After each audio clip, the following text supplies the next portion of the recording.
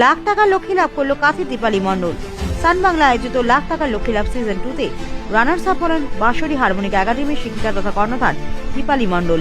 গত 9 নভেম্বর কাঁথি রাখাল চন্দ্র বিদ্যাপীঠে আয়োজিত কয়েক হাজার প্রতিযোগীর মধ্যে এই প্রথম দীপালি মণ্ডলকে চ্যানেল কর্তৃপক্ষ আমন্ত্রণ জানান। সান বাংলা চ্যানেলে অনুষ্ঠানটি সঞ্চালনা করেন জনপ্রিয় অভিনেত্রী সুচিত্রা চক্রবর্তী। সেখানে মহিলাদের জন্য 1 লক্ষ টাকা জেতার সুযোগ থাকে। এই গেম শো এর লক্ষ্য বাংলা নারীদের স্বপ্ন পূরণে সহায়তা করা। দীপালি মণ্ডল কাঁথিতে হওয়া অডিশনের প্রথম ডাক পান। হারমোনিকার সুরে সান বাংলা চ্যানেলের এই শোয়ের থিম সুরে সকলকে আপ্লুত করে। তিনি রানার্স আপ হয়ে ফিরেছেন।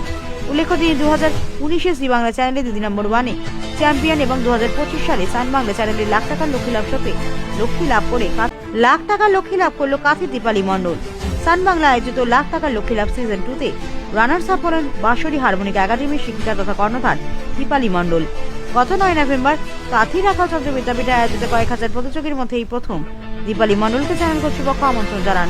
সান বাংলা চ্যানেলে অনুষ্ঠানটি সঞ্চালনা করেন জনপ্রিয় অভিনেত্রী সুচিত্রা চক্রবর্তী। সেখানে মহিলাদের জন্য 1 লক্ষ টাকা জেতার সুযোগ থাকে। এই গেম শো এর লক্ষ্য বাংলা নারীদের স্বপ্ন পূরণে সহায়তা করা। দীপালি মণ্ডল কাঁথিতে হওয়া অডিশনের প্রথম ডাক পান। হারমোনিকার সুরে সান বাংলা চ্যানেলের এই শোয়ের থিম সুরে সকলকে আপ্লুত করে। তিনি রানার্স আপ হয়ে ফিরেছেন। উল্লেখ্য, তিনি 2019-এ জি বাংলা চ্যানেলে দিদি নম্বর 1-এ চ্যাম্পিয়ন এবং 2025 সালে সান বাংলা চ্যানেলের লাখ টাকার লক্ষ্মী লাভ শোতে লক্ষ্মী লাভ করে কাঁথিকে গর্বিত করেছেন।